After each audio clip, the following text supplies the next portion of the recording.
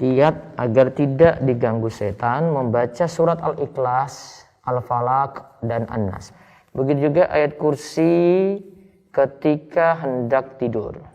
Dari Aisyah radhiyallahu anha, ia berkata, Rasulullah Shallallahu Alaihi Wasallam apabila akan tidur, beliau meniup di kedua tangannya, membaca surat Mu'awwidzat, surat Al-Ikhlas, Al-Falaq, dan An-Nas, lalu mengusapkan kedua tangannya pada tubuhnya.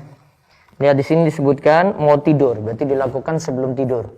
Terus beliau meniup di kedua tangannya, jadi tiup dulu, terus membaca Mu'awwidzat. Mu'awwidzat itu 3 surat, Al-Ikhlas, Al-Falaq, dan An-Nas.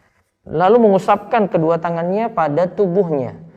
Dalam kitab Riyadhus Shalihin, ahli bahasa mengatakan bahwa an-nafthu adalah meniup dengan pelan tanpa disertai air liur atau ludah.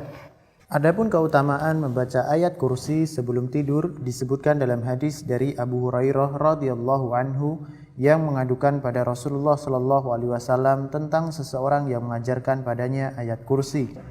Abu Hurairah mengatakan, "Wahai Rasulullah, ia mengaku bahwa ia mengajarkan suatu kalimat yang Allah beri manfaat padaku jika membacanya. Sehingga aku pun melepaskan dirinya." Nabi sallallahu alaihi wasallam bertanya, "Apa kalimat tersebut?" Abu Hurairah menjawab, "Ia mengatakan padaku, jika aku hendak pergi tidur di ranjang, hendaklah membaca ayat kursi hingga selesai, yaitu bacaan Allahu la ilaha illa huwal hayyul qayyum. Lalu ia mengatakan padaku, Allah akan senantiasa menjagamu dan setan pun tidak akan mendekatimu hingga pagi hari." Dan para sahabat lebih semangat dalam melakukan kebaikan. Nabi SAW pun bersabda, "Adapun dia kala itu berkata benar, tetapi asalnya dia pendusta. Engkau tahu siapa yang bercakap denganmu sampai 3 malam itu, wahai Abu Hurairah?" "Tidak," jawab Abu Hurairah. Nabi SAW pun berkata, "Dia adalah setan." Inilah khasiat dari membaca Al-Ikhlas, Al-Falaq, An-Nas ya, sebelum tidur dengan cara tadi yang disebutkan dalam hadis Aisyah.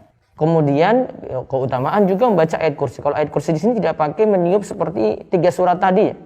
Ayat kursi dibaca biasa, kemudian kita hendak tidur. Nah, ini juga adab, silahkan diamalkan setiap harinya dan diusahakan bisa berwudu dulu sebelum tidur.